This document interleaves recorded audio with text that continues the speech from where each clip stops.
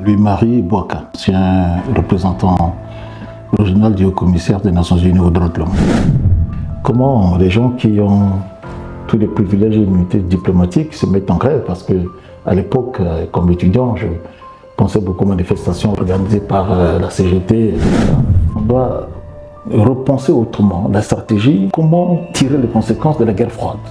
Les corps qui flottaient sur le lac Kivu et tout, les missions qu'on nous avait confiées, c'est de localiser toutes les fausses communes.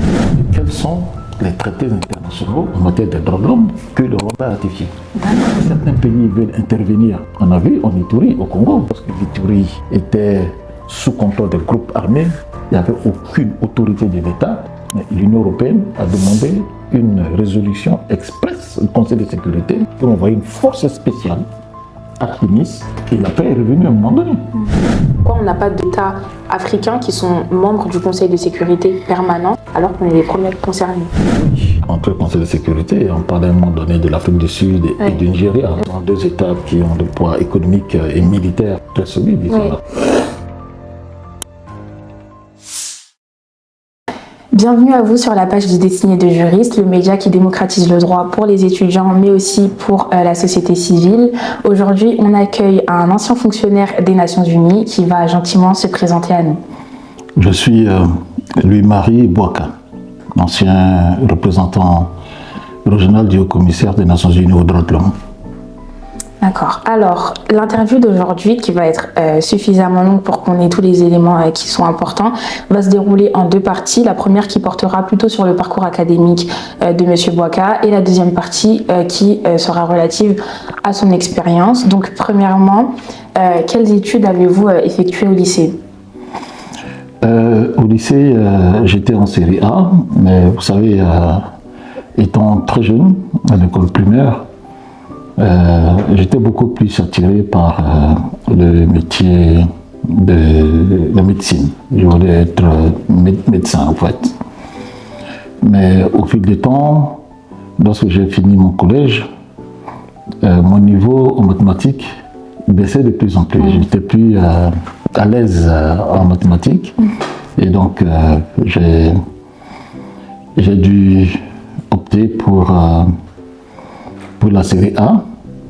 Série A parce que j'avais beaucoup d'admiration ensuite pour les magistrats. D'accord. Je dis que bon, je vais faire série A, le bac A, je serai à l'université et je ferai la magistrature après. Voilà comment j'ai atterri en droit. D'accord, donc à la base, du coup, déjà série A, c'est le bac littéraire, l'équivalent en France. Et donc à la base, du coup, vous optiez pour une carrière de magistrat. Oui, j'ai eu mon bac, je suis allé à l'université. J'ai fait mon DEUG, ma deuxième année de droit à l'université Marien Ngouabi à Brazzaville. Ensuite, je suis revenu à Bangui faire ma licence en droit et comme les études se terminaient en licence et après la licence, il fallait partir à l'extérieur. Et donc, j'avais une prescription à l'université de Montpellier et je suis venu étudier à Montpellier.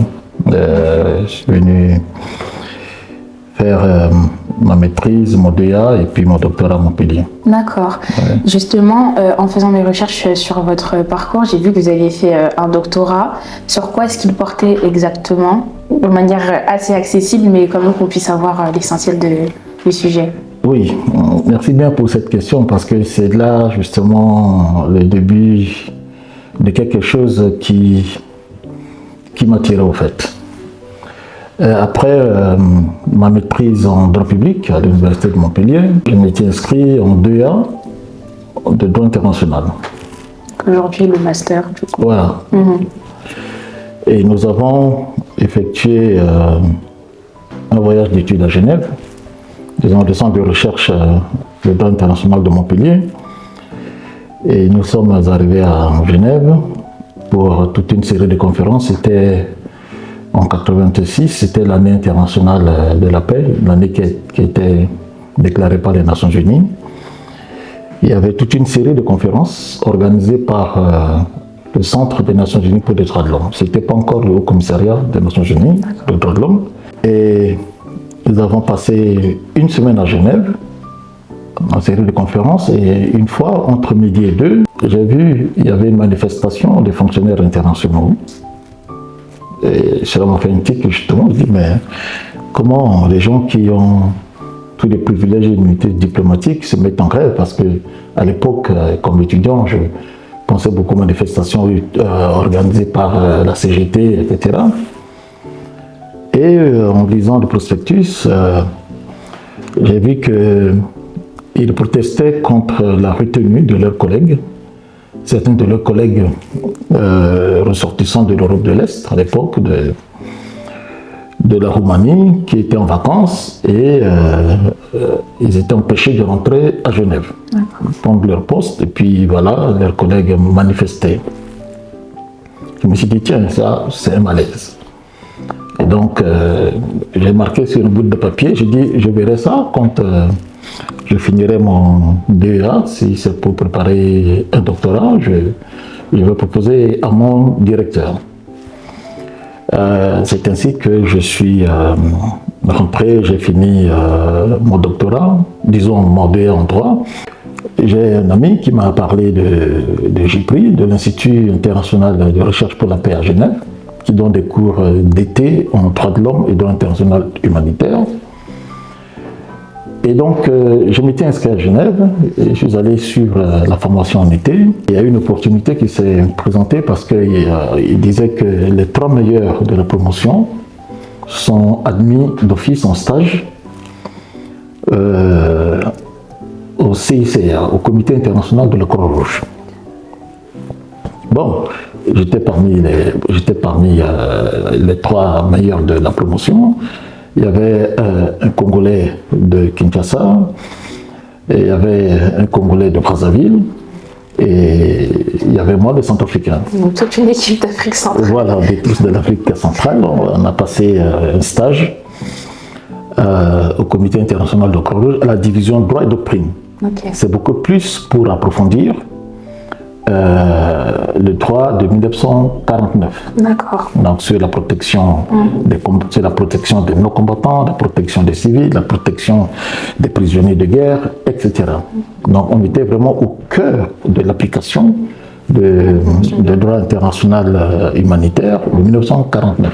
Et étant à Genève, j'ai aussi eu l'occasion de me renseigner sur d'autres stages, allant dans le sens d'approfondir la question des droits de l'homme. Et puis, il y avait le Haut Commissariat des Nations Unies pour les réfugiés. Donc, je suis rentré à Montpellier après mon stage, j'en ai parlé à mon prof, qui a soutenu ma candidature pour faire un stage au commissariat à Genève. Et j'ai été retenu pour faire ce stage. Et justement, c'est pour, vous savez, le Haut Commissariat des Nations Unies pour les réfugiés applique le droit de Genève, qu'on appelle, disons, le droit de Genève, c'est le droit de 1951, c'est la protection des réfugiés. Donc ceux qui fuient leur pays à cause d'une guerre ou ça peut être une catastrophe naturelle, qui quittent la frontière de leur pays et qui se retrouvent dans un autre pays. Donc tout cela, ça fait partie de la nomenclature du droit international humanitaire, mais de 1951. Si vous voyez, 1941 gère les opérations de guerre, donc les non-combattants, les blessés, les prisonniers de guerre, la protection des hôpitaux, la protection des monuments, etc. Okay. Oui. Et puis, le droit de 51, c'est pour la gestion des conséquences de guerre, puisqu'il y a déplacement des individus à l'extérieur de leur territoire. Et donc, il faut aussi voir qu'il y a des personnes qui se déplacent à l'intérieur de leur pays, en dehors de la zone des hostilités, qui sont aussi protégées par le droit international humanitaire. Donc, je voulais approfondir mes connaissances dans ces 2 domaines. Et le prof nous a dit, en fait, à l'époque, que, vous savez, après la chute du mur de Berlin. Et puis, il y avait la troïka au niveau de la Russie. On discutait lors d'un séminaire, il a dit, mais maintenant, on doit repenser autrement la stratégie. Comment tirer les conséquences de la guerre froide? Donc ceux qui vont se spécialiser dans le domaine des droits de l'homme et du droit international humanitaire, ils auront beaucoup plus de chances d'avoir un emploi dans des organisations non gouvernementales, des ONG internationales ou bien aux Nations Unies. Et cela m'a fait toujours il y a de réels enjeux. Oui, c'est ça. Et lorsque j'ai été admis en stage au HCR, j'ai découvert vraiment le milieu des Nations Unies. Vous savez que d'abord, Genève, c'est une ville cosmopolite, c'est une ville internationale où il y a toutes les agences des Nations Unies, les 7 organisations, et on ne voit pas cette ambiance internationale quand on est en province de la France, parce que bon, à Montpellier, il est vrai qu'on a Montpellier, c'est une ville cosmopolite, puisqu'il y a de grands instituts agronomiques là-bas, où on trouve tous les étudiants des pays tropicaux. Mais sur le plan international, il fallait être à Genève. Nous sommes impressionnés par de beaux bâtiments, des énormes bâtiments, et les fonctionnaires du Haut Commissariat des Nations Unies pour les réfugiés, ils étaient très élégants parce qu'ils nous ont accueillis. On était 4 stagiaires. Il y avait un Américain, il y avait un Suédois, il y avait une Afghane et moi. Et là, on a passé notre stage. Et à la fin du stage, bon, on voyait les réfugiés qui venaient de tout pays, de Cambodge, comment on nous associait à écouter les réfugiés, etc. C'était vraiment l'applicabilité du droit international humanitaire, c'était vraiment attirant. Et du coup, je me suis dit, mais pourquoi ne pas faire une carrière? Parce que vraiment, c'est bien. Ça vous a attiré, en fait. Ça m'a attiré. Ouais. Et puis, bon, j'ai tout laissé, tout ce que vous savez, vous envisagez avant. L'ambition change au fur et à mesure qu'on évolue. Alors ainsi, lorsque j'ai fini mon doctorat, mais je ne savais pas comment postuler aux Nations Unies aussi. C'est ça, c'est là que c'est la question. Voilà, parce que lorsque j'étais à Genève en stage, je voyais des publications de postes.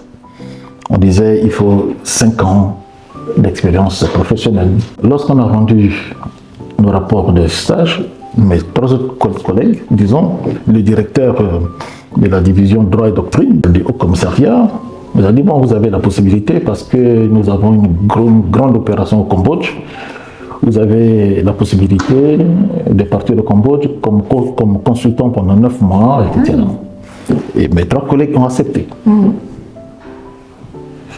Il m'a dit, et vous, M. Ouaka? Je dis non, je vais finir mon doctorat d'abord à Montpellier. Je suis rentré à Montpellier et j'ai fini mon doctorat. Et c'est un ami qui habitait à Genève, avec qui on a suivi le cours de JPRI, donc de l'Institut international de recherche pour la paix ensemble, qui m'a appelé pour me dire, écoute, il y a le génocide au Rwanda. Le centre est en train de recruter des juristes comme observateur des droits de l'homme. Est-ce que ça te tente? J'ai dit non, ça ne me tente pas parce que je voyais des images à la télé, les corps qui flottaient sur le lac Kivu et tout. J'ai dit non, ça me plaît pas et je me prépare pour rentrer à Bangui, etc. J'ai fini mes études. Il m'a dit non, il y a un contrat, on donne des contrats de 3 mois. Tu vas les 3 mois, tu as fait le droit international public, tu as approfondi le droit international humanitaire et les droits de l'homme. Je pense que c'est bien, tu peux aller faire une expérience. J'ai dit bon, mais d'accord. Donc j'envoie ma candidature et puis je suis appelé par Genève pour aller passer un entretien. Et lorsqu'ils ont vu que j'étais docteur en droit, et puis j'ai fait mon stage au CICR et puis au HCR, et j'ai suivi la formation à l'Institut international de recherche pour la paix. L'interview n'a duré que 5 minutes. Il m'a dit, bon, vous allez partir pour 3 mois. Je suis parti au Rwanda pour ma première expérience de 3 mois, mais ça a duré. Ça a duré 27 ans et demi, presque 28 ans. Voilà comment j'ai atterri à la fonction publique internationale. Déjà, c'est un parcours très très inspirant pour le coup, et je pense qu'il y a beaucoup de personnes qui nous regarderont qui pourront s'identifier à vous.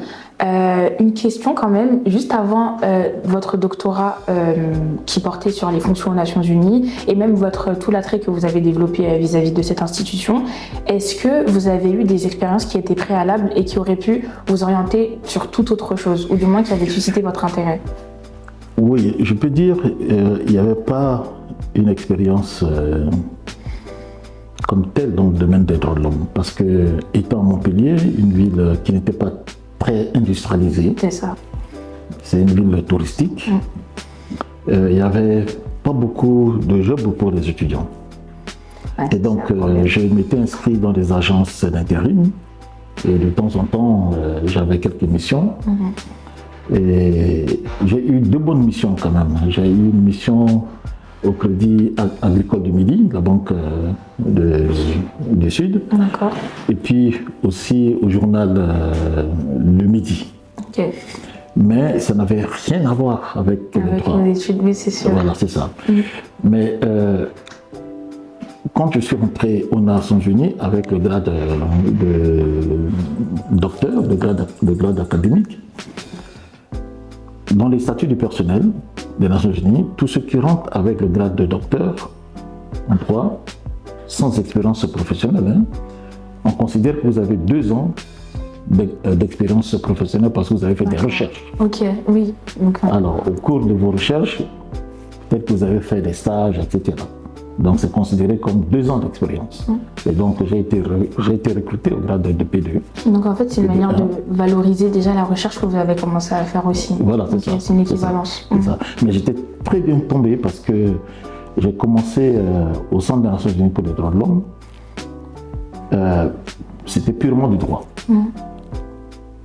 C'était purement du droit, et donc cela m'a conduit, tout ce que j'ai appris m'a aidé à persévérer dans mes fonctions. Donc, dans ce qui touche du coup aux droits de l'homme, il faut nécessairement... Ma question peut sembler très bateau, si je puis dire, mais en même temps, on peut se poser la question. C'est essentiellement du droit, c'est-à-dire que les personnes qui vont rentrer dans ce cocon-là doivent nécessairement avoir fait du droit, ou on peut avoir fait des choses qui y touchent, type sciences politiques par exemple, et pouvoir y accéder après. Oui, pas nécessairement de droit, mais tous ceux qui font droit sont vraiment à l'aise. Ok. Il est vrai que quand vous voyez les publications de poste, on vous dit les sciences humaines. Et donc vous pouvez être historien ou quoi, mais si vous avez une connaissance des droits de l'homme, parce qu'après tout c'est la littérature. D'accord. Et puis on a même j'ai même des collègues psychologues. Ah oui. Oui, parce que dans l'exercice de nos diverses fonctions, on visite des lieux de détention. Vous avez affaire à des personnes qui ont perdu leur liberté, et parfois exigeantes. Il faut savoir leur parler. Ouais. Aussi, notre travail des droits de l'homme, il y a une jonction avec le droit international humanitaire. Par contre, si le HCR, le commissariat des Nations Unies pour les réfugiés, gère un camp de réfugiés, nous y allons aussi pour voir s'il n'y a pas de violation des droits de l'homme dans ce camp. Donc nos collègues qui sont psychologues sont utiles pour nous. Et il y a parfois des moments où on fait face à des massacres, où on rentre dans des villages où il y a des massacres, on est traumatisé. Et nos collègues qui ont fait de la sociologie, etc., qui ont fait de la psychologie, nous aident beaucoup. Ouais. Donc c'est multidisciplinaire. D'accord. Mais au fait, tous ceux qui sont juristes de formation sont beaucoup plus à l'aise parce que vous traitez avec des États qui ont ratifié des traités internationaux et qui ont des responsabilités. Donc, quand vous avez votre interlocuteur, vous devez lui rappeler la responsabilité de l'État qui est... Donc, il a ratifié la convention en question, donc il a des obligations, quoi. Voilà, c'est ça. D'accord. Ok, bah, c'est encore un point qui permet de pouvoir s'identifier à votre parcours plus aisément. On va entrer un peu dans le vif de vos fonctions aux Nations Unies. Une question que plusieurs personnes pourraient se poser, notamment pour celles qui aspirent, comme vous, à exercer des fonctions aux Nations Unies. Est-ce qu'il y a des critères, des prérequis obligatoires sans lesquels on ne peut pas être admis en tant que fonctionnaire à l'élu? Oui. D'abord, le premier critère, c'est de n'avoir pas fait la prison. D'accord. Vous remplissez un formulaire et on vous dit de ne pas mentir parce qu'il y a des vérifications. Et les diplômes, vous déclarez tous vos diplômes parce qu'il y a des contrôles. Moi, j'ai été contrôlé 2 fois pour vérifier mes diplômes. Les contrôles, ils se font au début et pendant? C'est un contrôle discret. D'accord. Vous soumettez votre candidature, puis vous déclarez que vous êtes licencié en droit, vous êtes docteur en droit de telle université, etc., etc. Et puis, à un moment donné, vous allez recevoir un message qui dit, bon, vous signez pour autoriser l'organisation à vérifier vos références, tout ce que vous avez dit. Si vous résidez en France, discrètement, ils vont saisir, disons, le service des casiers judiciaires pour voir si vous n'avez pas un passé. Et puis, on vérifie dans toutes les universités. Moi, on a vérifié mes diplômes, ma licence au niveau de l'université de Bangui et tous mes diplômes obtenus à Montpellier. D'accord. Et je connais une personne qui a menti sur un de ses diplômes qu'il n'a pas eu et qui a été renvoyé immédiatement. Ah oui. Voilà, qui a été immédiatement renvoyé. Alors là, il faut être honnête. Ça, c'est un des critères. Et deuxième critère, il faut répondre au critère de poste. Il peut y avoir un poste qui est réservé aux médecins. Et toi, tu es juriste, tu n'as aucune notion de médecine, tu vas appliquer. Parce qu'il y a un service qui vérifie, critère par critère, si ta candidature correspond au profil de la personne que l'administration veut. C'est ça. Ouais. Et après cela, à notre époque, c'était des interviews, c'était plus facile. Mais maintenant, beaucoup de gens s'intéressent aux Nations Unies. C'est ça. Ils travaillent aux Nations Unies. Mais c'est normal parce que... Voilà, c'est ça. Pour un poste, on peut avoir 200, 300 candidats. D'accord. Ouais. C'est beaucoup. Donc maintenant, ils font un prix. Ils vérifient si vous répondez aux critères. Et ensuite, vous faites un pré-test. D'accord. De culture générale. Mais tout ça, c'est en ligne. Vous ne voyez personne. On vous envoie sur vos mails et dès que vous ouvrez, on commence la minute, on dit que c'est 2 heures et la minute, c'est le compte. À 2 heures pile, c'est coupé. Ok. Et ensuite... C'est un examen en gros. C'est un examen. D'accord. Et vous ne savez pas qui corrige cela. Ouais, puisqu'on envoie d'autres fonctionnaires à l'anonymat et ils corrigent sans pour autant savoir que c'est pour X ou Y. D'accord. Donc ensuite, les copies sont anonymisées. C'est ça. Et le service de personnel fait la somme, etc. Si vous êtes admissible, vous êtes invité à passer maintenant le grand écrit. Ok. Et le grand écrit, c'est en anglais et en français. C'est pour cela qu'il est beaucoup recommandé. Vous savez, les Nations Unies, c'est pour toutes les nations. Et tu ne choisis pas ton pays d'affectation. On peut t'envoyer dans n'importe quel pays du monde. Okay. Mais il faudrait que tu sois apte à parler au moins une des langues des Nations Unies. Si tu es francophone, il faut parler anglais aussi, par exemple. Si tu es anglophone, il faut parler un peu français. Donc c'est aussi un critère qui limite beaucoup. Et quand vous finissez cette étape, si vous êtes encore admissible, vous passez maintenant l'interview. Ah oui. Avant, l'interview se passait au téléphone, ou bien avant moi, on vous invitait à Genève ou à New York pour passer les interviews. Après, vous passez sur place au téléphone, mais maintenant on vous envoie un lien, on vous voit par vidéo. Ok.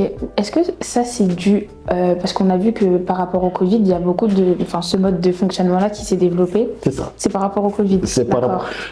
C'est un peu avant Covid pour des postes très élevés. Ok. Mais maintenant, même pour tout poste international. Et vous êtes un membre du jury peut être à Addis Abeba, un peut être à New York, un peut être à Genève ou à Vienne, dans les bureaux des Nations Unies, et puis voilà. Bon. Et ensuite, le panel s'est réuni pour voir quel est le meilleur candidat selon les notes attribuées, et puis voilà. C'est là qu'il y a la sélection. Vraiment, il faut mériter. Ouais. Ok. Mais cela ne veut pas dire qu'on doit décourager les gens, parce que qui ne risque rien n'a rien. N'a rien, ça voilà. c'est sûr. Oui, faut savoir être ambitieux de toute façon et vouloir atteindre ses rêves. Donc s'il y en a qui ont pour ambition de travailler à l'ONU, prenez en compte les critères qui ont été soumis, notamment le fait de parler plusieurs langues. En parlant de plusieurs langues qu'on doit apprendre à maîtriser, de ce que j'ai vu par mes recherches en Afrique, par exemple, on a le Swahili qui va de plus en plus être développé comme une langue diplomatique à l'international pour l'Afrique en question. Est-ce que vous auriez une opinion particulière sur ça ou pas? Bon, vous savez, il y a aux Nations Unies, il y a ce qu'on appelle deux catégories de personnel. Il y a le personnel international et il y a le personnel local. D'accord.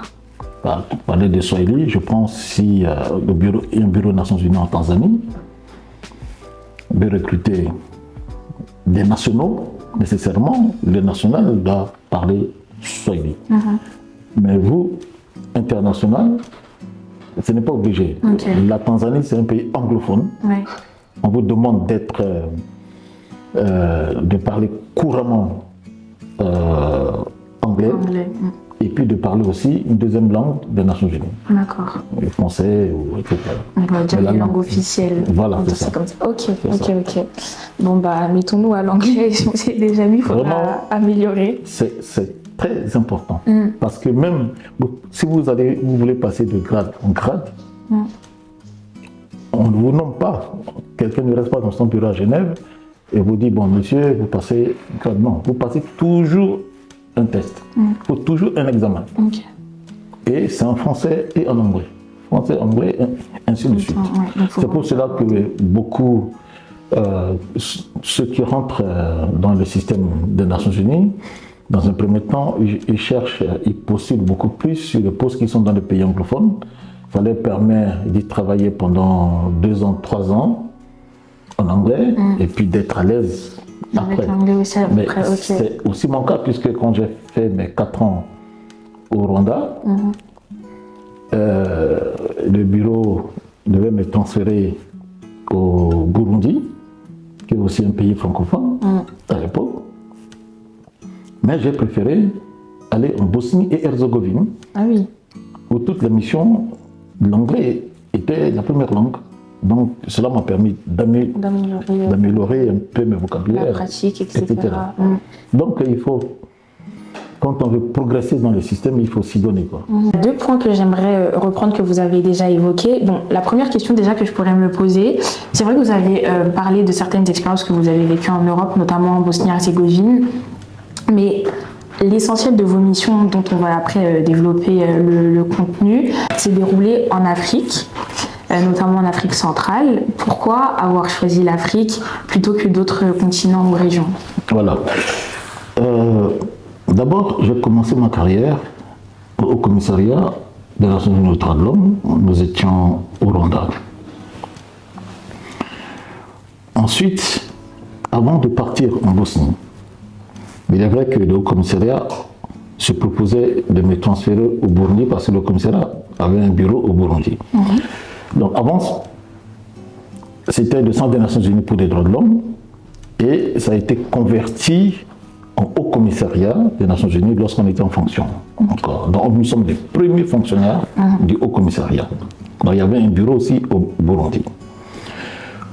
Pendant cette période, les Nations Unies avaient des opérations de maintien de paix en Angola et d'autres pays aussi, je crois au Liban, etc. Et le Conseil de sécurité a décidé que la gestion des conflits, la réponse des conflits ne passe pas nécessairement par les armes. Ok. Il faut aussi, disons, régler la question de l'état de droit, construire l'état de droit, et puis voir aussi l'aspect de la démobilisation des enfants qui sont beaucoup plus enrôlés dans le groupe armé. Le groupe armé, oui. Et ça, ce sont les civils qui doivent le faire. Et donc, le Conseil de sécurité a décidé que désormais, dans toutes les missions de paix, qu'il y ait une composante des droits de l'homme. D'accord. Et donc, j'ai décidé de ne plus aller au Burundi, mais d'aller à une mission de paix en Bosnie et Herzégovine.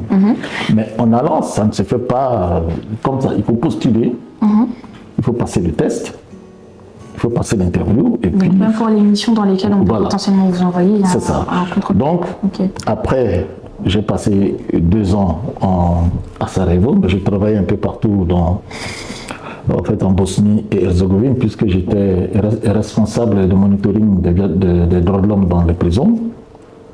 Mais il faisait extrêmement froid. Oui, ça c'est sûr. Balkans. L'Europe de l'Est. Alors on allait parfois jusqu'à moins 45, moins 50. Même quand mon épouse venait là-bas avec mes enfants, surtout avec une de mes filles, une fois ils ont pris un billet d'avion pour 2 semaines, mais au bout de 3 jours, ils disent non, elle rentre à Paris. Bah oui, ça se comprend. Alors donc, j'ai vu que je serais mieux à l'aise dans un pays tropical. C'est ça. Surtout quand on a l'habitude de la chaleur. Alors c'est ça. Donc j'ai vu que New York a décidé, en collaboration avec le gouvernement congolais, de lancer une mission au Congo. Congolais RDC ou Brazzaville? RDC. Ok. Donc c'était la MONUC. Ils ont ouvert ça en 1999. Et puis en 2001, j'ai postulé. Okay. J'ai envoyé mon CV à New York, au département de maintien de paix, mais en passant par le Haut Commissariat Genève, puisque c'est une division des droits de l'homme qui est à la MONUC. Donc, tous les recrutements, disons, le Haut Commissariat Genève a un droit de regard sur le recrutement. Et une fois au bureau, je reçois un appel de New York. On me dit, bon, M. Boka, est-ce que vous êtes intéressé pour le Congo? Je dis non, vous rêvez. Est-ce que c'est bien moi? Parce qu'il fait tellement froid ici. Vous dites que c'est un miracle. On va appeler pour aller vers la chaleur. Donc c'est ainsi que je suis allé au Congo. D'accord. Après, je travaillais à l'Est, là où il y avait les conflits. Bukavu, Lubumbashi, Bunia, Kisangani et autres. Et je suis allé à Haïti. Ah, aussi? Oui, je suis allé à Haïti. Il y avait aussi une mission, la MINUSTA, la mission des Nations Unies pour la stabilisation de Haïti, avec une division des droits de l'homme. Et je suis allé là-bas. Et j'ai fait 1 année, mais il y avait une opportunité de monter du grade. Et j'ai encore fait un test pour être nommé directeur adjoint de la division des droits de l'homme. C'est le même titre que le représentant adjoint. Et donc je suis rentré à Kinshasa, mais après 3 ans et demi, puisque chaque année on vient tous à Genève pour des réunions parce qu'il y a des directives, etc. Et puis on a parlé des bureaux qui vont s'ouvrir dans quelques pays de l'Afrique de l'Ouest. Et puis surtout en Guinée, après le massacre des stades du 28 septembre. Et dans les procès se déroulent actuellement en Guinée. Et donc j'ai été nommé représentant en foule pour le haut commissaire. Vous allez en Guinée. J'ai fait 7 ans en fait. J'ai fait 7 ans et ensuite je suis venu au Burundi, mais mon affectation n'a pas trop duré. Au bout de 5 mois, j'ai été nommé représentant régional pour l'Afrique centrale et en même temps directeur du Centre des Nations Unies pour les droits de l'homme et la démocratie en Afrique centrale, basé à Yaoundé. Ok, alors on va faire une sorte de rétroaction avant de revenir après sur vos questions. C'est ce qui explique que j'ai beaucoup plus travaillé. En Afrique. Franchement, vous avez une carrière très dynamique pour le coup, je trouve en tout cas. Je pense que ceux qui vont nous regarder aussi. On va terminer la première partie, en tout cas sur le parcours plus académique. Là, vous allez parler comme un papa à ses enfants, d'une certaine manière, par rapport aux questions que je vais vous donner. Parce que la raison déjà moi pour laquelle à la base j'ai fait cette chaîne Destinée juriste, c'est que je trouvais, surtout pour les personnes qui venaient de classes plus populaires, qu'on n'avait pas suffisamment de parcours qui pouvaient nous inspirer. On avait souvent les carrières avocats et juristes, et j'ai d'ailleurs déjà fait des interviews à des personnes qui exercent ces professions-là, mais je pense qu'il y a beaucoup d'autres choses à explorer, et moi-même en première, je vais être avocate, mais il y a beaucoup d'autres parcours qui peuvent être explorés dans d'autres régions du monde. Il y a des professions qui sont très intéressantes, des parcours qui sont très intéressants, et ce serait quand même je pourrais pas dire démocratique, mais c'est une manière de plus favoriser l'égalité des chances que de montrer différents parcours à ces personnes-là qui, vraiment, si je peux utiliser ce terme, charbonnent en tout cas pour parvenir à leur fin. Est-ce que vous auriez des conseils à donner à une personne qui pourrait habiter, je sais pas, je vais donner une ville à Grigny par exemple, dans le 91, qui aimerait justement travailler aux Nations Unies, qui fait ses études de droit et qui parfois trouve qu'il n'a pas suffisamment les clés qu'il lui faut, tant sur les questions par exemple de discipline, la manière de travailler, peut-être les expériences, la mentalité à avoir, etc. D'abord, vous savez, quand on est étudiant, on a beaucoup d'ambition. Et par rapport à son passé, par rapport à l'environnement dans lequel on a évolué, si on a beaucoup souffert lorsqu'on était jeune parce qu'on a perdu nos parents, on a le désir de réussir, de gagner bien sa vie, d'être à l'aise, d'avoir une famille, etc. Et en droit, c'est une étude qui est compliquée, parce que d'abord, en première année, vu le nombre de personnes qui étudient, et c'est comme un entonnoir. Oui, c'est clairement ça. Vos collègues qui étaient avec vous en première année, et quand vous arrivez en Master 2, le nombre est réduit. Déjà, là, je suis en licence 2, je le vois. En Master, j'imagine pas. Et donc, ça nécessite beaucoup de discipline, de sérieux. Et de travail personnel, parce qu'il est vrai, des professeurs donnent des cours, ils vous donnent des références des ouvrages, il faut aller. Et je me rappelle à l'époque où nos profs nous disaient on ne peut pas faire un devoir de droit sans citer une jurisprudence. C'est sûr. Et donc vous avez les travaux dirigés, c'est l'occasion vraiment de se perfectionner et de faire un travail personnel. Et maintenant, lorsqu'on termine les études, si on aspire à une carrière pour travailler aux Nations Unies, il est vrai que, comme je venais de dire, il y a beaucoup plus de gens.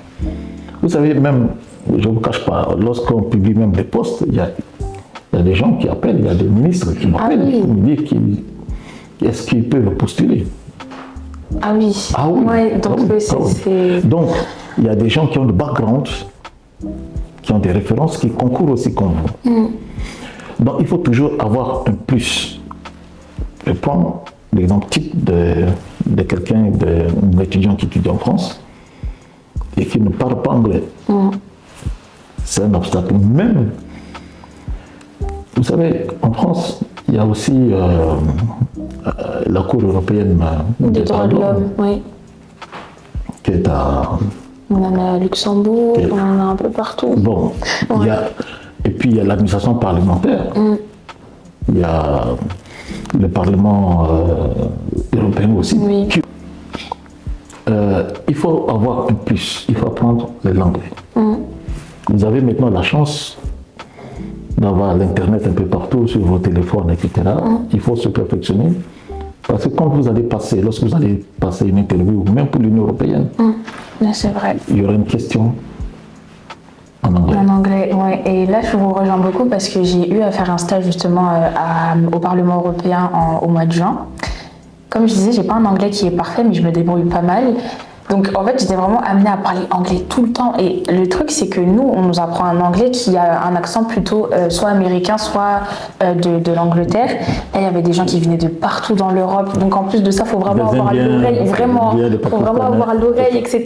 Et il y a eu des interviews aussi qui se sont faites où on m'a prise comme ça dans une commission qui s'était passée pour me poser des questions en anglais. Et moi, dans ma tête, je me disais, mais c'est une blague. Donc en fait, l'anglais qu'on nous apprend à l'école, il faut vraiment le pousser encore plus à chaque fois, tout le temps, parce que quand on arrive sur le terrain, c'est pas là pour rigoler avec nous, oui, c'est de la vraie pratique. C'est différent. Et puis, l'autre possibilité, parce que ce que je vous ai dit ici, c'est quand on applique pour des fonctions, pour des postes professionnels, comme on dit en jargon des Nations Unies. Mais il y a aussi un temps plein. C'est de passer par le volontariat des Nations Unies. Volontaire des Nations Unies. Le siège est à Bonn. Il suffit d'aller dans Google, vous tapez volontaire des Nations Unies, vous allez avoir l'adresse, etc. Il y a un formulaire que vous remplissez avec tous vos éléments, vos diplômes, etc. selon vos formations. Même il y a des gens qui sont même à la retraite, postulent aussi pour le volontariat des Nations Unies parce qu'il n'y a pas d'âge. Donc vous avez 4 ans, on peut vous envoyer dans un pays, mais on dit volontariat, mais le travail n'est pas gratuit. D'accord. Voilà, vous êtes rémunéré modestement pour vous permettre de vous loger, de vous nourrir, de vous soigner, etc. Et vous avez 4 ans. Voilà. Avant c'était 6 ans, ensuite ils ont réduit à 4 ans aujourd'hui. Et au cours de ces 4 années, si vous êtes encore jeune, intéressé, et ça vous permet, vous êtes déjà dans le système. Le système, c'est ça. Vous avez accès à tous les postes qui circulent et vous postulez. Voilà, c'est aussi j'ai des collègues qui sont passés par là et aujourd'hui qui sont aussi des représentants. Moi, je ne suis pas passé par le volontariat parce que je ne connaissais pas ce créneau avant. Et d'autres sont passés par là et puis au bout de 3 ans, 4 ans, ils sont passés professionnels et je connais même certains qui sont même allés jusqu'au rang de sous-secrétaire général des Nations Unies. D'accord. Voilà. On connaît beaucoup le volontariat international en entreprise, mais des Nations Unies, là, même moi, vous m'apprenez quelque chose, je ne savais pas du tout que ça existait. Non, franchement, c'est une bonne opportunité. Vous allez vous tapez www.unv.org. Ou bien vous allez dans Google, vous tapez volontariat des Nations Unies. Oui, avec les mots-clés normalement. Voilà, avec les mots-clés, vous avez toutes les informations. Donc ce sont ces possibilités. Et pour, disons, ceux qui ont une des nationalités européennes, ils peuvent aussi regarder ce qui se passe dans les institutions européennes. Oui, mais franchement, en plus on en a en France en vrai. Donc, Voilà, et j'ai aussi vu qu'au niveau de l'Union africaine, il y a le volontariat de l'Union africaine. Parce que lorsque j'étais en poste au Cameroun, j'avais un collègue, un staff local, qui a postulé pour l'Union africaine et qui est parti.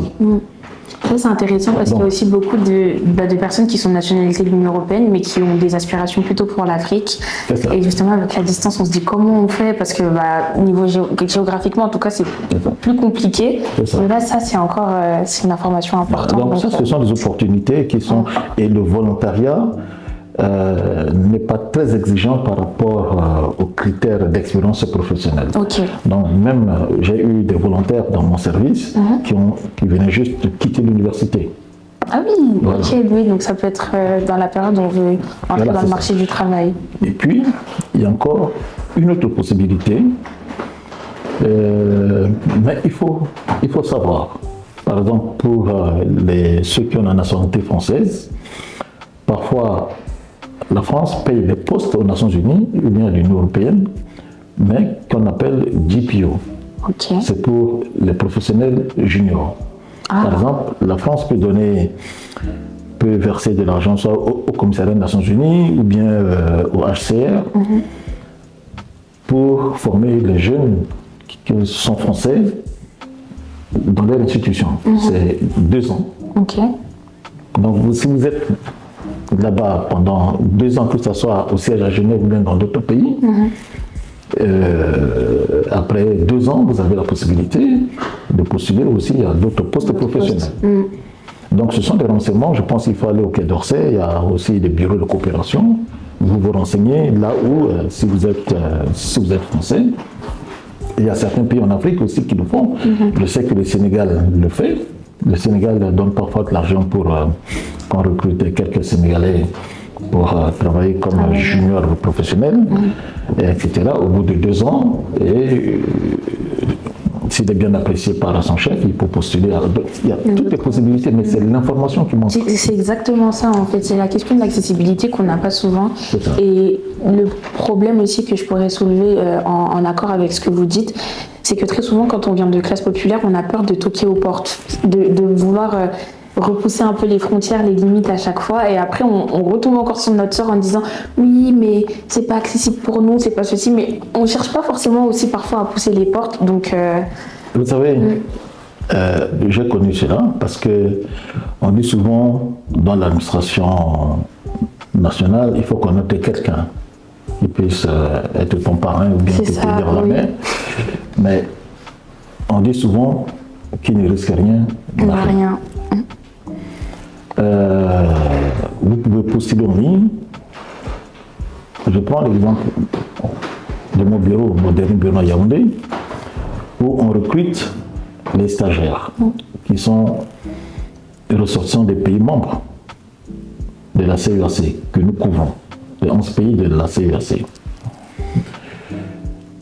Et parfois, il y a des Congolais ou bien des Tchadiens ou quoi, ils sont recrutés, ils ont suivi toutes les étapes et puis ils sont recrutés. Et puis quand ils arrivent pour leur stage, je les reçois d'abord au bureau pour les souhaiter bienvenue, leur parler un peu du bureau et puis après ils vont dans des unités appropriées. Et je dis mais est-ce que vous connaissez quelqu'un ici? Il dit non, j'ai appliqué comme ça. Et j'ai suivi, j'ai passé les tests, l'interview, voilà, je dis voilà. Si tu mérites, si tu es compétent, etc., il faut avoir confiance en soi. C'est exactement ça. Ça, c'est très important. Alors, on va passer à la deuxième partie que moi j'appelle le droit concret.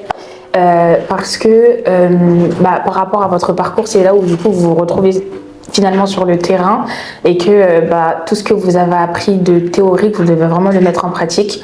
Et parfois même justement, ce qu'on a appris en théorie, finalement en pratique, c'est pas forcément la même chose. Tout dépend des métiers. Donc, on va commencer dans une première partie par les perspectives générales de vos fonctions en tant que représentant des Nations Unies en Afrique. Et après, on va traiter plutôt au cas par cas par chaque pays que vous avez, dans lesquels vous avez eu vos missions. La première question, qui est très très large, c'est en quoi le droit vous a été utile dans les missions qu'on vous a données. Et je vais commencer, je vais cibler certains pays, mais c'est parce que c'est les premiers aussi dans lesquels vous avez eu vos missions, le Rwanda et le Congo. Sachant que on sait qu'aujourd'hui, c'est encore des pays qui s'inscrivent dans l'actualité. Bon, vous savez, quand j'ai commencé au Rwanda, je me rappelle que l'une des missions qu'on nous avait confiées, c'est d'identifier toutes les fosses communes. On était répartis dans les provinces et parce que le Conseil de sécurité venait de créer le tribunal pénal pour le Rwanda. Ok, oui. Et avant que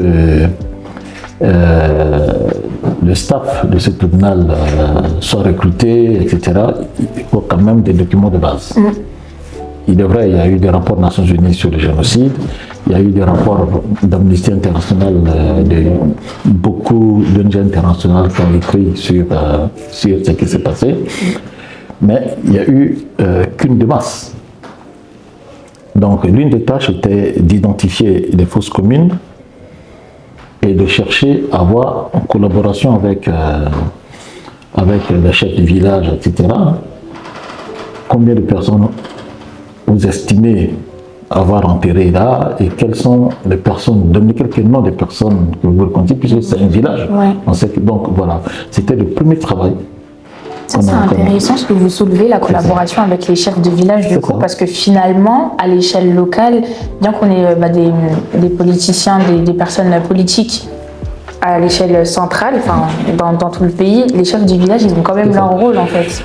Mais vous savez, quand vous êtes affecté dans une opération de ce type, en pleine crise sécuritaire, etc. Vous n'êtes pas tous basés dans la capitale. Hein? Oui, c'est vrai, bah oui. On vous affecte dans des villages, dans des petites villes, et vous accommodez à la vie. C'est parce que c'est une vision très française aussi, où on voit tout qui est centralisé à Paris, en fait. Et du coup, quand on va ailleurs, on se dit, ah d'accord, donc les Provences aussi sont concernées, les chefs de village, etc. D'accord. Dans les chefs du village, les sous-préfets, les préfets, ce sont des autorités de la localité, vous êtes obligés de collaborer avec eux. D'accord. Parce que vous savez que ces États sont membres des Nations Unies, et donc les premiers interlocuteurs, ce sont les autorités. Le reste, c'est après. D'accord. Ah, donc, oui. il faut commencer par les autorités. Et puis voilà, tous ceux qui travaillent au niveau du quartier général, dans notre jargon, qui travaillent dans la capitale, il y a le chef de mission diplomatique. Lui, il est en interaction avec le président de la République, avec les ministres, avec les députés, etc. Mais les collègues qui travaillent sur le terrain, ils sont à la base, avec les chefs du village, avec les associations, avec les victimes, avec les autorités locales, etc. C'est une bonne organisation en fait. Et je faisais partie des juristes qui étaient dans la mission. Et puis quand j'ai fait mes 9 mois en province Rwanda, on m'a rappelé à Kigali. Je travaillais dans l'équipe de coopération technique, et où on allait souvent aux affaires étrangères pour connaître quels sont les traités internationaux en matière des droits de l'homme que le Rwanda a ratifiés. D'accord. Ah oui, c'est intéressant ça. Est-ce qu'il y a des réserves? Vous avez porté des réserves sur telle ou telle clause d'article? Non. Et sur la base de ça, on travaille. Parce que c'est l'obligation de l'État. Et ensuite, nous avons beaucoup fait de formation. Vous savez, quand on voit le préambule de l'acte constitutif de l'UNESCO, il y a un paragraphe, je pense que c'est le fondement même de nos actions, où c'est marqué « Les guerres prenant naissance dans l'esprit de l'homme. C'est dans l'esprit de l'homme que doivent être élevées la défense de la paix. » Donc il faut travailler l'esprit. L'esprit de la personne pour travailler à la paix. Et ce n'est pas facile. Oui, c'est sûr. Et ce n'est pas facile parce que il y a des gens qui sont carrés, qui n'ont pas beaucoup étudié et qui ne peuvent pas comprendre la question des droits de l'homme. Et quand on nous massacrait ici, là, où étaient les droits de l'homme? Oui, c'est exactement ça en fait. Il y a une confrontation entre ce que les personnes ont pu vivre et les droits de l'homme après. C'est ça. Vous venez parler de réconciliation nationale. Il dit, mais on a tué ma femme et mes enfants. Vous voulez que je me réconcilie avec les criminels? Donc, vous savez, il y a beaucoup de choses. Et donc, il fallait faire un travail de fond, de confiance d'abord. C'est ça. Parfois, on attribue des responsabilités aux organisations internationales. Lorsqu'on nous massacrait ici, où étaient les Nations Unies? Parce que justement, comme vous disiez tout à l'heure, en fait, l'ONU, depuis sa création, mais je trouve surtout dans les années 90, a eu de plus en plus une importance parce qu'on a eu une période où justement on avait une diminution des conflits. Et là, on voit que dans certaines régions, même en Europe, l'Europe qui n'avait pas eu de conflit depuis un bon moment, a recommencé à en avoir. Dans une ère où on a de plus en plus de conflits, etc., en fait, l'ONU, puisque c'est l'organisation de la paix, parfois, elle n'a pas forcément ses responsabilités, mais on va les lui attribuer parce que c'est un peu comme, je dirais peut-être le juge ou l'organisation qui viendra en fait rétablir un peu la justice. Donc si c'est vis-à-vis de vous que la justice doit être faite, c'est à vous que je vais donner la responsabilité de venir trancher. Mais vous savez, il y a beaucoup d'attentes pour les Nations Unies. Lorsque les populations entendent parler des Nations Unies arrivent, pour eux, c'est le Messie qui va résoudre tous les problèmes. Mais si au bout d'un certain temps, la situation n'est pas résolue, ils sont prêts aux Nations Unies. Ils en prennent aussi aux Nations Unies, c'est ça, ouais. Mais je vais vous dire une chose. Il y a Nations Unies. C'est une grosse structure. Dans les Nations Unies, il y a des institutions spécialisées. L'OMS, l'UNICEF, le PAM, le Programme alimentaire mondial, le FAO, le PNUD, le Programme des Nations Unies pour le développement, tout ça, c'est les Nations Unies. Ces institutions font un travail fabuleux auprès des États. Mais il y a le département de maintien de paix qui est chargé d'envoyer des missions d'opération de paix dans des pays en crise. Et ce département n'a pas de forces armées à lui-même. Ouais, c'est ça le Il demande aux États membres de lui fournir des troupes. Je vois par exemple il y a des troupes au Congo, il y a des troupes en République centrafricaine, il y a eu des troupes au Mali. Ouais. Mais la critique est toujours formulée. Moi, je comprends le désarroi des populations, puisque le résultat escompté n'apparaît pas. Mais les pays qui proposent des troupes aux Nations Unies, ce sont des pays qui ne sont pas forts militairement. Il n'y a pas de Marines. En Centrafrique, parmi les MINUSCA, les forces de MINUSCA, il n'y a pas de Britanniques à la MONUSCO. Tous les pays, le Bangladesh, le Bénin, etc., qui ont des moyens militaires limités et qui ne peuvent que, comment dirais-je, chercher à atténuer le feu militaire entre le groupe armé et puis l'armée nationale, mais qui ne peut pas résoudre. Et si certains pays veulent intervenir, on a vu en Ituri, au Congo, lorsque l'Ituri était sous contrôle des groupes armés, il n'y avait aucune autorité de l'État. Mais l'Union européenne a demandé une résolution expresse au Conseil de sécurité pour envoyer une force spéciale, Artemis. Et la paix est revenue à un moment donné. Et on a vu au Libéria ou bien à Sierra Leone, où la Grande-Bretagne a demandé une résolution spéciale aux Nations Unies, est descendue pour un temps donné, elle a fait de grosses opérations et la solution s'est calmée. Donc, je pense que l'affaire est plus complexe sur le mandat qu'on donne au casque bleu. Cela relève des règles d'engagement qui sont fixées par des États membres permanents et qui réduisent vraiment la capacité militaire des casques bleus de pouvoir répondre à une situation de crise grave. Parce qu'on dit que ce sont des forces de maintien de paix qui ne sont pas venues faire la guerre. Ils utilisent la force pour la protection des civils ou parfois en cas de légitime défense. Mais vous êtes, on dit au Congo, il y a plus de 13 000 forces, disons, casques bleus, mais il y a des massacres. Vous savez que le Congo est un continent.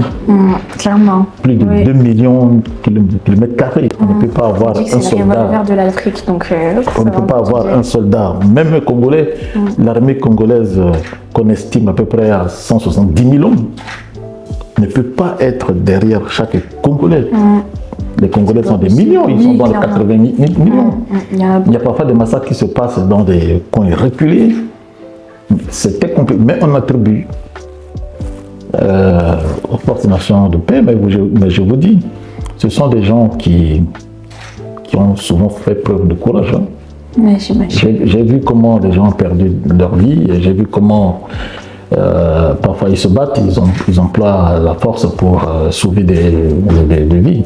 Mais avec la fermeture de l'ONUCI, de la mission de Côte d'Ivoire et bientôt de la MONUSCO au Congo, je pense que le secrétaire général des Nations Unies doit avoir un dialogue franc avec les États membres. C'est vraiment ce qu'il faut. Sur quelle formule, notamment, on peut adopter pour répondre de manière rapide, dans un temps raisonnable, à une crise. Les États africains ont essayé d'avoir des forces d'attente en Afrique centrale, sur recommandation de l'Union africaine, en Afrique de l'Ouest, en Afrique centrale, en Afrique de l'Est aussi. Mais ces forces ne sont pas opérationnelles. Oui, rejoignant ce que vous dites aussi, je ne sais pas si c'est un élément de contradiction ou voilà, mais par exemple en Afrique de l'Ouest, où le Mali, le Burkina Faso et le Niger se sont alliés autour du Liptako Gourma, enfin de la charte du Liptako Gourma, pour mutualiser leurs forces militaires, et on voit justement que on a eu d'abord l'opération, je crois c'est Serval puis Barkhane qui sont venus pour repousser les terroristes qui étaient là au Mali, et que finalement, avec le départ de la France, juste en mutualisant les forces de ces trois États-là, on a réussi à récupérer par exemple Kidal, qui est un bastion très important du Mali. Donc je me demande justement, comme vous dites, est-ce que c'est pas une question de stratégie, et que justement la responsabilité du secrétaire général, même si à la base c'est au chef d'État surtout de devoir assurer la sécurité de son État, donc au secrétaire général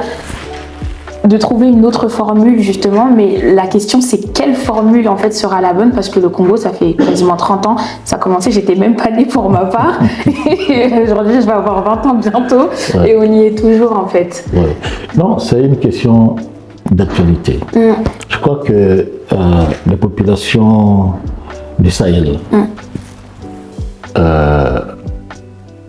ce sont des populations guerrières. Oui, ça je suis absolument d'accord. Et donc, le temps que les éléments, disons, de l'armée française, l'opération Barkhane, étaient déployés, c'était le moment où les forces maliennes étaient vraiment affaiblies. C'est ça. S'il n'y avait pas l'opération Barkhane, les djihadistes devaient prendre Bamako. Là, il faut reconnaître cela. Et de deux, il y a eu le temps pour former les nationaux aussi, l'armée malienne. Et donc je pense qu'il était opportun à un moment donné que les gens prennent leurs responsabilités, parce que la paix ne peut que venir des nationaux. Vous savez que parmi les djihadistes, il y a des Maliens. Oui, oui, oui. Mais c'est ce que le Premier ministre de la Transition dit souvent. C'est ça qui complique aussi. Parce qu'une armée étrangère ne peut pas arriver dans un village et dire, bon, vous là, vous êtes tous des complices, allez, on vous arrose. C'est ça. Ils vont être poursuivis après. Ben oui. Et donc, il fallait, moi je suis pour des opérations de courte durée, mais des opérations chirurgicales, tout en respectant ceux qui ne prennent pas part au combat. Okay. Il faut distinguer les combattants des non-combattants. Bien que parmi les djihadistes, il y a des gens qui sont souvent civils, qui se fondent dans la population civile. C'est ça qui complique la situation. Oui. Mais dès lors que quelqu'un prend une arme, il est considéré comme combattant. C'est sûr. Donc, il faut essayer de résoudre cela, d'anéantir. Donc, je pense que vous avez vu, après le retrait de Barkhane, le Mali a trouvé un autre partenaire, le Wagner, et ils sont allés avec tous les moyens mis à leur disposition, ils sont allés conquérir Kidal. Maintenant, le défi qui reste, c'est de consolider notamment cet acquis, de créer des conditions pour faire en sorte que les populations puissent revenir chez eux et commencer les bases d'un développement durable. Exactement.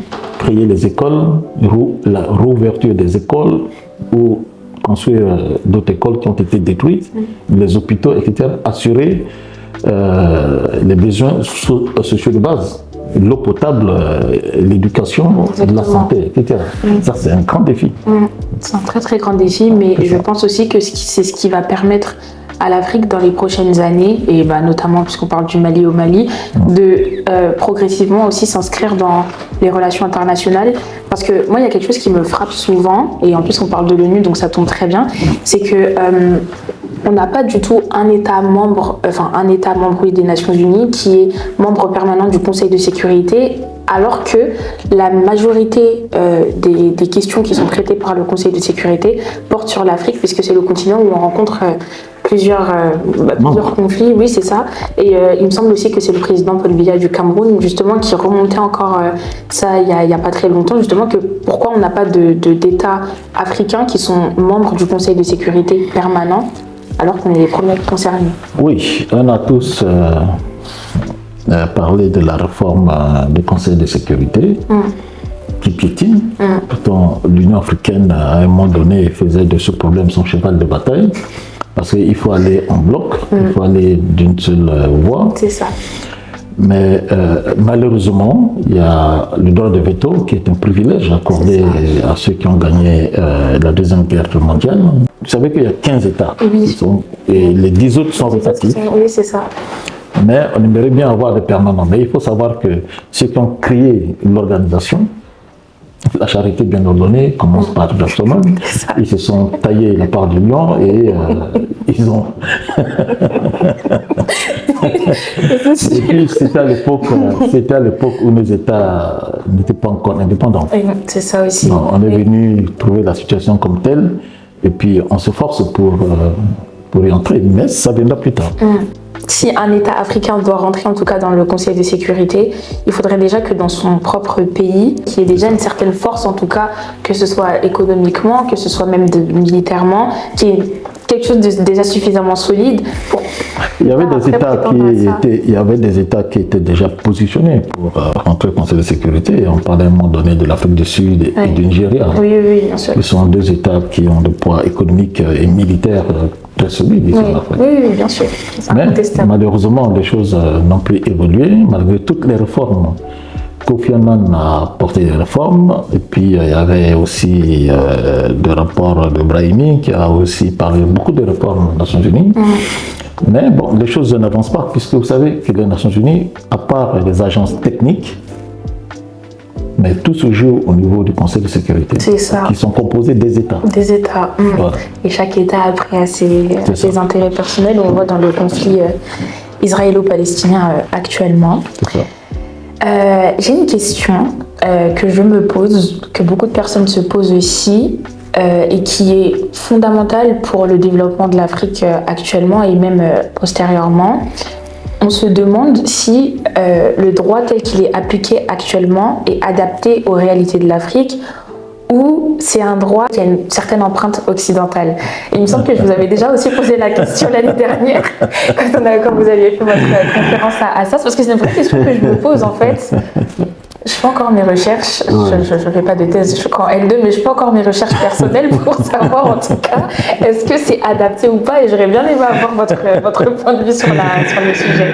Et d'accord, vous savez que le droit, d'abord les sources de droit, ce que nous apprenons dans les universités, les sources de droit sont les constitutions, les lois, les règlements, les traités, et puis la coutume. Oui. Mais en ce qui concerne la constitution, chaque pays a sa constitution. Ouais. Il est vrai que les pays qui ont été colonisés par la France ont adopté par mimétisme juridique toutes les grandes lignes de la constitution française, et pareil pour les États commonwealth. Mais les codes et les lois, vous savez que les lois reflètent la réalité d'un peuple. Puis, en ce qui concerne les traités internationaux, en Afrique, il y a aussi des traités régionaux. Oui, aussi. Dont le dépositaire, c'est l'Union africaine, qui s'impose aux États. Et puis, il y a des traités sous-régionaux. Par exemple, en Afrique de l'Ouest, il y a beaucoup de traités dans le cadre de la CEDEAO sur l'extradition. En Afrique centrale, il y a beaucoup de traités au niveau de la CEAC et même au niveau de la CEMAC. Donc, tout cela, ce sont des sources de droit. Le droit communautaire. En Afrique centrale aussi, il y a ce droit communautaire, tout comme en Afrique de l'Ouest, etc. Donc chaque pays ou chaque continent a sa particularité. Mais il y a des principes. Là, je tombe sur Il y a des principes des droits de l'homme, disons des droits, tels que l'égalité, l'accès à la fonction publique de l'État, qui sont universels. C'est applicable dans tout État. L'autre aspect, ça rejoint la question du droit international public. Quand vous voyez l'ouvrage du droit international, qui est à peu près la Bible, je peux dire, de Guyenne Cocteau, qui est enseigné dans toutes les universités, avec le contenu sur la nullité des traités, les relations diplomatiques et tout, ça c'est universel. Mais, par exemple, sur le droit international en général, il y a des traités, par exemple aux Nations Unies, il y a la Convention relative aux droits des réfugiés, qui sont universels, mais chaque continent a sa convention qui est en symbiose avec la Convention des Nations Unies, mais avec des particularités. Particularités locales. En Afrique, il y a la Convention sur les réfugiés, la Convention africaine. Oui, oui. Et puis, aux Nations Unies, il y a la Convention des droits de l'enfant. Et en Afrique, il y a la Convention des droits et du bien-être de l'enfant. Sur le plan international, disons aux Nations Unies, par exemple, il y a la charte, il y a la Déclaration universelle des droits de l'homme. En gros, il y a la Charte internationale des droits de l'homme, donc il y a la déclaration et puis le pacte relatif aux droits civils et politiques et droits économiques et culturels et le protocole additionnel. Mais en Afrique, il y a la Charte africaine des droits de l'homme et des peuples. Beaucoup d'étudiants ne cherchent pas à savoir, mais pourquoi peuple? C'est vrai. Alors, donc, il y a des particularités. En Europe, ici, il y a la Convention européenne des droits de l'homme. Je pense que ce n'est pas ça qui pose problème en Afrique, parce que tous les États sont organisés de manière juridique. Mais le problème, c'est l'applicabilité. Le problème, ce sont les hommes qui animent. La corruption, la mauvaise gouvernance, les intérêts personnels recevables, le sens de redevabilité. Quand on gère quelque chose, on gère un bien de l'État, on doit rendre compte la faiblesse de la justice, l'impunité, etc. Donc c'est ça, c'est ce côté qu'on doit beaucoup plus... Donc c'est plus sur les questions de valeurs sociales et politiques, sociopolitiques, on va dire ça comme ça. Ok. Et moi, je pense qu'on doit beaucoup mettre l'accent sur l'éducation, sur les besoins sociaux de base. Vous savez, vous allez dans beaucoup de nos capitales, les gens n'ont pas tous accès à l'eau potable. Oui, ça c'est vrai. Il y a un médecin qui m'a dit, ceux qui ont accès à l'eau potable vivent longtemps. Parce que boire l'eau impure tout le temps, ça détruit la santé. Ça détruit la santé, bah oui. Et c'est une des causes de mortalité infantile chez nous. Il y a l'absence, il y a la malnutrition de vrai, il y a l'absence d'accès à l'eau potable. Un bébé qui vient de naître, disons un bébé de 2 ans, de 3 ans, qui est encore vulnérable, le fait de consommer de l'eau impure constamment, ça engendre des maladies. Donc il y a beaucoup de choses à faire chez nous en Afrique. C'est ça, vraiment, il y a un vaste chantier. Ça. Mais je crois que les auditeurs ne sont pas seulement, disons, ceux qui vont regarder l'émission ne sont pas seulement les Africains. Oui, donc, bien sûr. Mais justement, c'est tout l'enjeu aussi, parce que je sais que je sonde un peu les personnes qui me suivent souvent. Et quand j'ai fait mes sondages, justement, il y a beaucoup de personnes qui ne sont pas d'origine africaine, mais qui voulaient en savoir davantage, justement parce qu'ils ont l'impression qu'il y a une sorte d'omerta un peu autour de l'Afrique. Ils n'ont pas suffisamment de contenu, etc.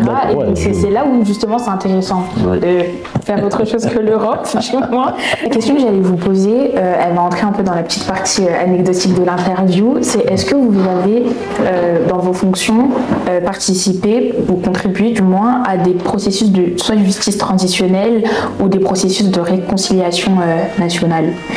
Oui. D'abord, j'étais en plein dedans lorsque j'étais en fonction en Guinée. Mais bien avant cela, au Congo démocratique, nous avons une structure de notre bureau qui s'occupe de la justice transitionnelle, parce que vous savez, la question de justice transitionnelle, c'est la question de gestion du passé, des crimes commis dans le passé, et où la justice nationale n'était pas en mesure de statuer sur ces cas parce que pour des raisons politiques, il n'y a pas eu d'enquête, etc. Et donc on a une structure en place qui travaille avec le gouvernement, mais la complexité du Congo, c'était que les acteurs de ces crimes étaient encore au pouvoir, étaient encore dans l'armée, et ce dossier-là n'avançait pas trop. Et lorsque j'ai pris fonction en Guinée, la Guinée venait de signer un accord avec la Commission de consultation de la paix à New York, la Commission des Nations Unies de consultation de la paix, pour pouvoir, disons, le but c'est d'appuyer la Guinée à embrasser le processus de justice transitionnelle. Donc le président Alpha Condé à l'époque avait pris un décret nommant deux co-présidents sont des religieux, le grand imam et puis l'archevêque, pour réfléchir comment aborder la question de justice transitionnelle en Guinée, parce qu'il ne fallait pas faire un copier-coller de l'Afrique du Sud. Alors donc c'est une commission de réflexion. Donc notre bureau qui est compétent en la matière, accompagner ces deux co-présidents. D'abord, c'est une notion nouvelle. Il fallait faire des séminaires pour expliquer toutes les notions, les contours et autres au niveau du gouvernement, au niveau du Parlement, au niveau de la société civile. Et puis, avant de commencer la campagne de collecte d'avis dans toutes les régions des petits villages de Guinée. Cela a pris du temps, mais nous étions passés sur un pilier. Il y a 4 piliers dans le processus de réconciliation nationale. Il y a la vérité, il y a la justice, il y a la réparation, et puis il y a la garantie de non-répétition. Il ne fallait plus jamais que ça se reproduise. Et donc, la garantie passait par des réformes. Donc, il y a eu la réforme du secteur de sécurité, il y a eu la réforme de l'administration, il y a eu la réforme de la justice, et il restait maintenant à mettre, comment dirais-je, le bureau qui va conduire maintenant l'aspect vérité pour interpeller, pour écouter les victimes et les bourreaux qui sont encore vivants, parce que la situation en Guinée est un peu complexe. Il y a des bourreaux qui sont devenus des victimes après. C'est ça. Parce que les régimes se sont succédés, il y a eu des vengeances, etc. Il y a eu des fausses communes. Et pour faire venir des forensiques, donc l'équipe des experts, des médecins légaux, on n'a pas cette expertise en Afrique. On les a fait venir, on a fait venir l'équipe de l'Amérique latine à Kisangani, au Congo, mais c'était très coûteux. Pour une mission de 2 semaines, cela nous a coûté presque une histoire de 500 000 $. Vous savez, ce sont des gens qui ont découvert les ossements de Che Guevara. Ils sont très célèbres. Alors, pour aborder cette question au Congo, c'est vraiment coûteux. C'est sûr. On a demandé quelle serait l'apport du gouvernement. Et puis, il fallait aussi se retourner envers les partenaires pour voir quel appui ils pouvaient amener. Et puis, les Nations Unies, à travers le Fonds de consolidation de la paix, ce qu'on pouvait avoir pour aborder cette question. Mais c'est une question difficile. C'est sûr. C'est une question difficile. Le rapport a été remis au président Alpha Condé, qui a lu et qui a donné des directives. Le Premier ministre est en train de prendre des mesures. Bon, après, j'étais affecté au Burundi et le président Alpha Condé aussi était dans sa logique de 3e mandat. Et puis après, bon, il y a eu le coup d'État, mais le régime en place a remis ce dossier. Il a reconduit les deux coprésidents avec l'appui de notre bureau pour pouvoir opérationnaliser, d'abord faire quelques travail de rectification sur le rapport qui était produit. Et donc je pense que les choses sont en route. Au Cameroun, il y a une réflexion. Ouais. Il y a une réflexion, les ONG sont en train de réfléchir, il y a eu des formations par-ci par-là, mais je pense que ça va un jour aboutir. En République centrafricaine, il y a une commission qui est mise en place et c'est prévu par la Constitution. Et la commission déjà en place, qui n'a pas encore de moyens, mais c'est envie parce qu'il y a eu tellement de crimes de masse aussi en Centrafrique où la justice n'a pas fait grand-chose. Et au Burundi, par contre, la commission vérité marche. Il y a eu des auditions et autres, il y a eu d'autres dossiers qui ont été transférés au tribunal. Et il y a eu, maintenant ils sont dans le processus de réparation. Parce que c'est coûteux, il faudrait que... C'est comme une enveloppe qu'on appelle basket fund. Chaque partenaire, chaque État peut donner ce qu'il peut pour pouvoir indemniser. Parce qu'il y a encore des familles dans tous ces pays qui sont encore en deuil, qui ne savent pas là où leurs parents étaient enterrés ou bien déportés quelque part, etc. Il fallait que la vérité soit établie avant qu'elle puisse faire un deuil. Donc c'est un processus très complexe, mais je pense que c'est une façon de lutter contre l'impunité.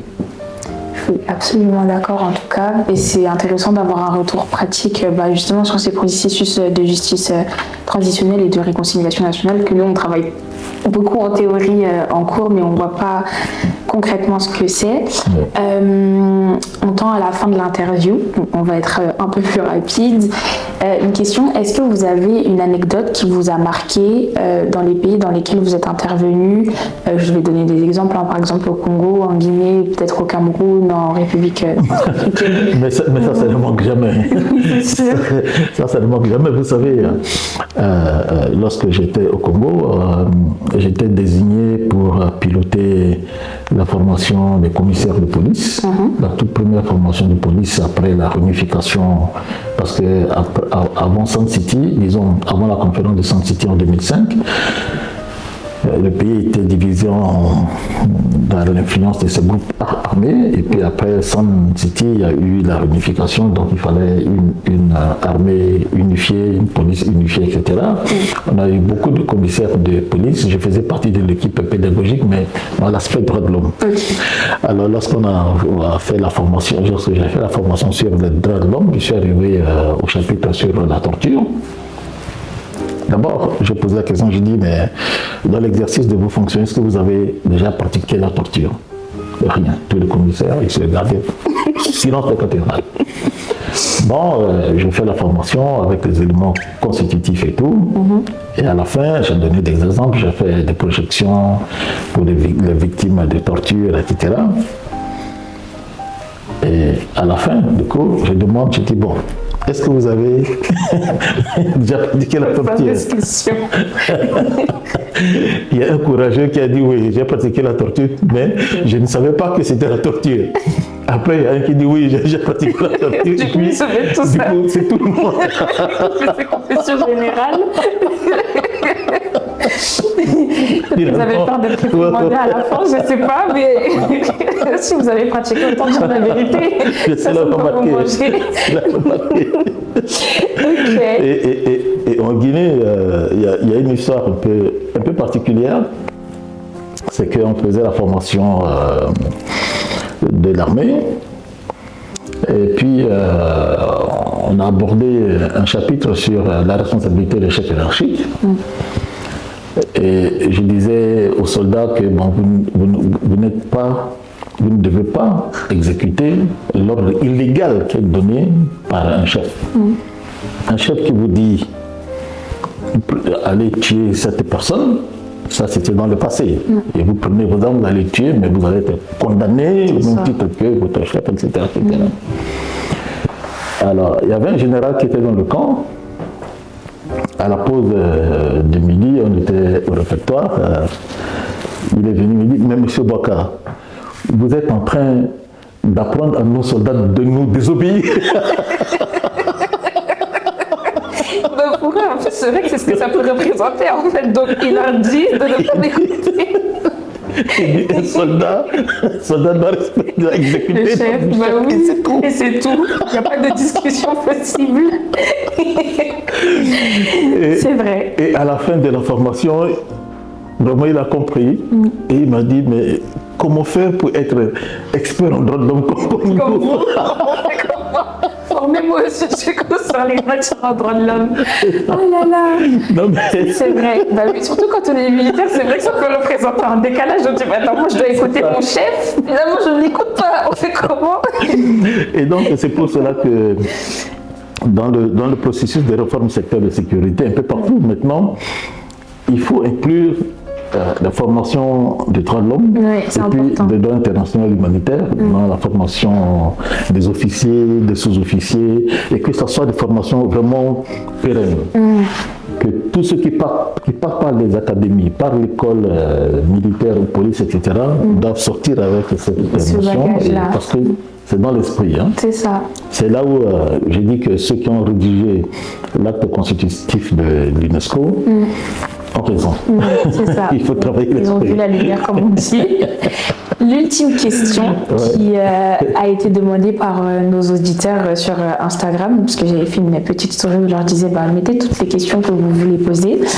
Et une question qui est revenue et que j'ai trouvée aussi pertinente, c'est comment est-ce que vous faites pour, enfin, il y en a deux en une, comment est-ce que vous faites pour concilier votre vie familiale avec vos fonctions, et si la question n'est pas indiscrète, libre à vous d'y répondre ou pas, c'est quels sont les revenus? D'accord. Bon. Bon, la première, vous savez, aux Nations Unies, on vous affecte un peu partout. Il y a des pays qui sont très compliqués, où il y a des conflits, on ne vous autorise pas de partir avec votre famille. Ok. Donc la famille reste là où vous voulez qu'elle reste. Donc tous mes enfants sont nés ici à Paris, en France. Certains sont nés à Montpellier, d'autres sont nés ici à Paris. Et ma famille est toujours restée en France. Ok. Quand je suis dans des pays à conflit. Mais j'ai travaillé dans d'autres pays où c'est seulement la capitale. On autorise les gens d'être avec la famille, que ma famille vient de temps en temps me rendre visite. Bon, ma famille est venue me voir en Bosnie, en fait à Sarajevo. Ma famille est venue me voir plusieurs fois à Kinshasa. Et en Guinée, c'est pas un pays en guerre. Ma famille est venue. Et puis, quand j'allais au Burundi, pour question de sécurité, les Nations Unies n'ont pas permis. Et j'étais au Cameroun. La famille était, bon, bien que pour la stabilité scolaire des enfants, ils sont là, mais mon épouse me suivait un peu partout et les enfants, toutes les vacances, disons, ils se promenaient, ils venaient voir papa et moi. Nous avons la facilité de revenir à la base, là où on a installé notre famille. Okay. Tous les 3 mois, on avait cette chance de venir à la maison. Le billet est payé par les Nations Unies. Donc, de ce côté, cela n'a pas posé de problème. Bon, en ce qui concerne les salaires, en quelque sorte, les émoluments, vous savez, il n'y a rien à cacher aux Nations Unies. N'importe qui peut aller dans Google, taper le statut du personnel des Nations Unies. À la fin du statut, il y a les salaires, selon les grades. Quand tu rentres comme P1 ou P2, P3 jusqu'à D1, jusqu'à la sortie, tous les salaires sont indiqués. Et parfois, les salaires varient selon le coût de vie dans les pays. Par exemple, il y a des gens qui habitent à New York. La vie à New York est très chère. On doit augmenter un peu. Et en Europe, ici, c'est Genève. Ceux qui travaillent à Genève, ils sont un peu, disons, la vie un peu chère. Et puis dans des pays à conflit où on a détruit les maisons, les ceci, les cela, et là où le périmètre de sécurité, là où on oblige les fonctionnaires des Nations Unies, disons, n'habiter que dans cette zone, les prix des loyers ont augmenté, il n'y a pas beaucoup, bon, il y a des compensations. Donc tout ça, il n'y a pas caché, ça se trouve dans la chaîne. Honnêtement, on ira consulter. Honnêtement, parce que les salaires sont fixés par l'Assemblée générale des Nations Unies, par tous les États membres. Ok. Et donc, ils font en sorte que les États membres ont fait en sorte que les gens soient à l'aise. Même, voilà, c'est ça, pour ton équilibre mental, vous travaillez sur la question de paix, de sécurité, de développement, mais il faudrait que vous soyez à l'aise. Donc, je crois que les Nations Unies sont talonnées par les fonctionnaires de l'Union européenne, qui sont aussi hyper premier pays. Oui. Voilà, donc, c'est sûr. Voilà, c'est ce que je peux dire. Eh bien, écoutez, Monsieur Bouaka, je vous remercie vraiment du plus profond de mon cœur pour votre disponibilité, pour toutes les questions auxquelles vous avez répondu de gaieté de cœur avec beaucoup de précision.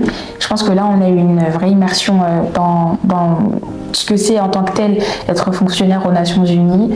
Si vous avez un mot de fin, je vous laisse le dire et puis nous, on se dit à la prochaine. Oui, mais vous savez, c'est toujours un plaisir de pouvoir m'adresser aux jeunes, puisque je suis sorti d'université, j'ai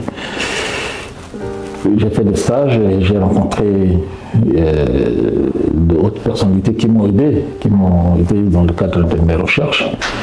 Et je pense que dans toutes les structures des organisations internationales, il y a le renouvellement du personnel. Donc il y a des gens qui partent à la retraite et il faut continuer à recruter les jeunes. C'est ça. Donc il faut s'intéresser. Il y a l'entrepreneuriat. On demande aux gens parfois, selon les études qu'ils ont effectuées, de développer des activités génératrices de revenus et autres. Et pour certaines professions, pour certaines études, c'est difficile, mais il faut qu'il y ait une administration soit nationale, soit internationale. Donc il faut s'y mettre. Il faut beaucoup travailler, beaucoup apprendre.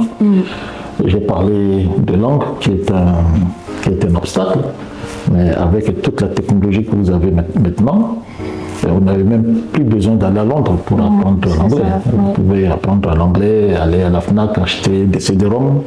Disons, tout est possible. Donc, je vous encourage, tous ceux qui vont nous suivre, de pouvoir embrasser la carrière internationale. Et merci de m'avoir invité.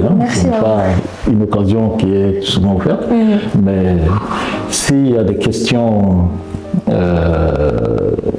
qui ont laissé les auditeurs, qui ont encore laissé la soif aux éditeurs, ils peuvent vous contacter. Et puis, je les renverrai après et je leur apporterai la réponse. Merci beaucoup. Merci pour votre ouverture. Merci à vous.